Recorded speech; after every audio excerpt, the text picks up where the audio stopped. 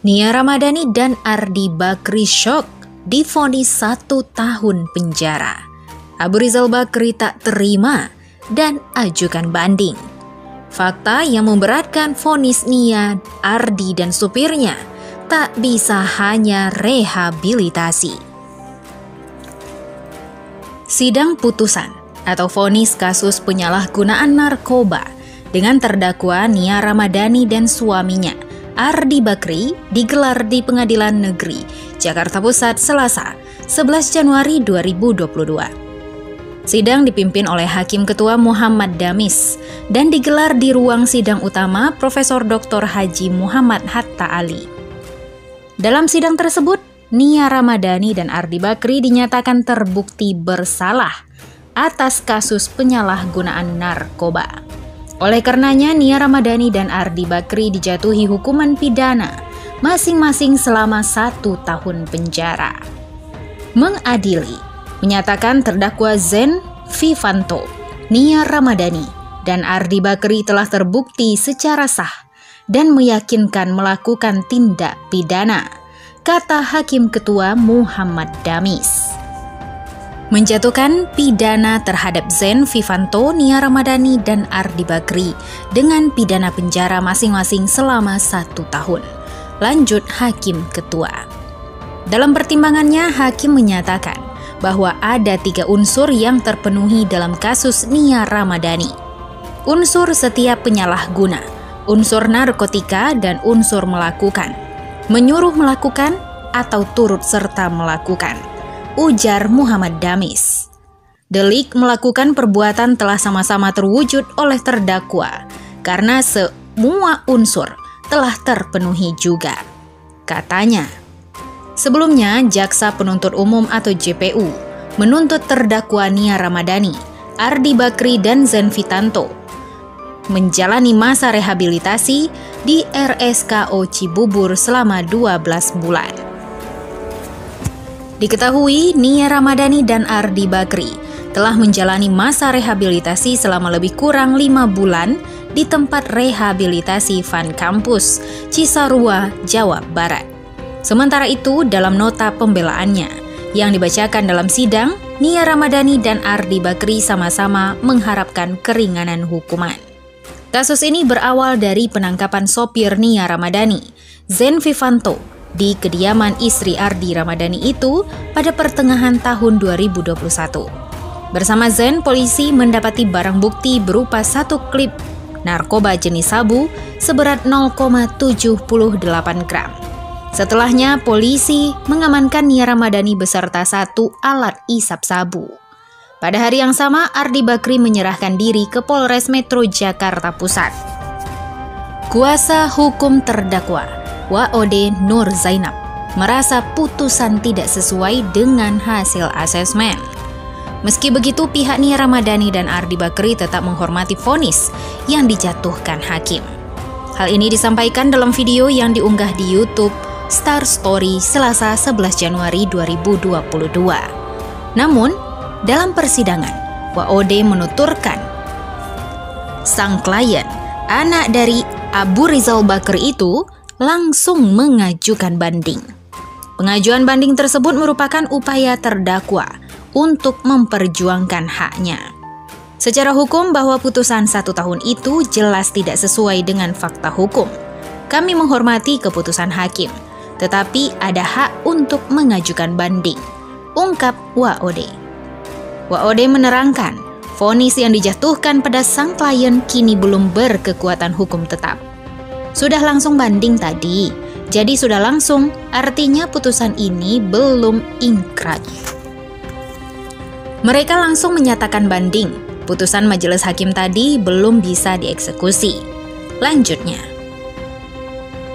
saat pembacaan vonis, Nia Ramadhani disebut terlihat tak mampu menahan air matanya. WOD lantas mengatakan kondisi tersebut sangat wajar terjadi pada sang klien. Dikarenakan dalam kasus ini, Ardi Bakri dan istri telah menjalankan kewajiban yakni rehabilitasi. Ya wajarlah karena mereka ini kan sebenarnya sudah menjalankan rehabilitasi, mengikuti apa yang menjadi hasil asesmen, tandas WOD. Lalu apa penyebab Nia Ramadhani dihukum penjara bukan rehabilitasi?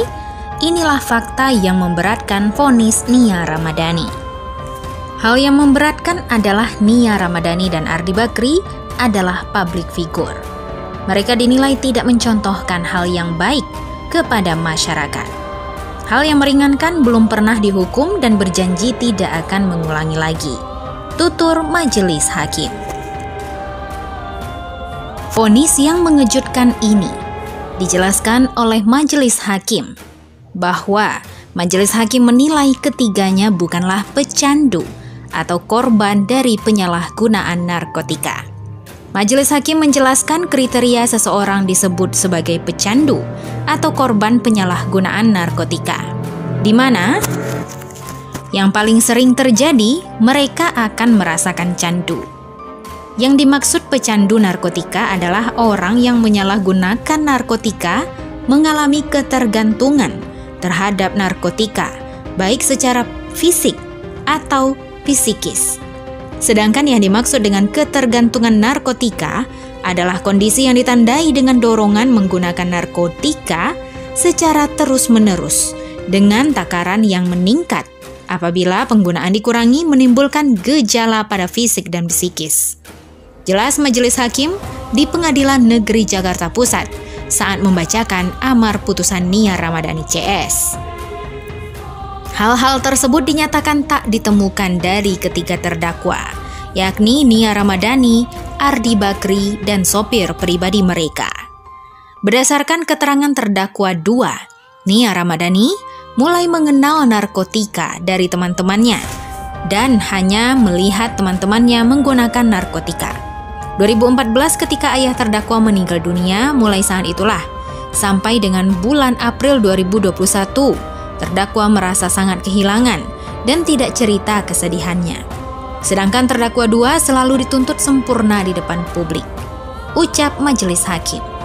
Hingga akhirnya sejak April 2021, terdakwa 2 mulai menyuruh terdakwa 1 atau sopir untuk membeli dan memakai sabu bersama-sama, juga bersama terdakwa 3. Sambungnya.